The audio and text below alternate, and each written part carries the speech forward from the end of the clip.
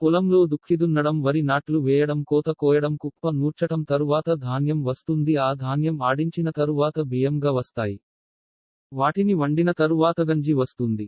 సాధువు పక్కనున్న విద్యాధరుడనే శిష్యుడు ఆ ప్రశ్నలన్నింటికీ చక్కగా జవాబులిచ్చాడు. అది విన్న రవి కేవలం పుస్తక జ్ఞానమే కాదు, లోకజ్ఞానం అవసరమని గ్రహించాడు.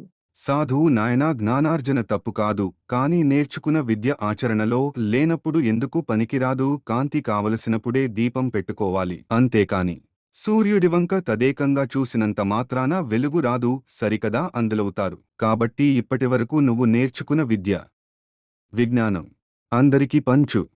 నీ కుటుంబానికి ఉపయోగపడేలాగా సార్థకం చేసుకో అని చెప్పి వెళ్ళిపోయాడు. సాధువు చెప్పిన మాటలు రవి మీద బాగా పనిచేసింది.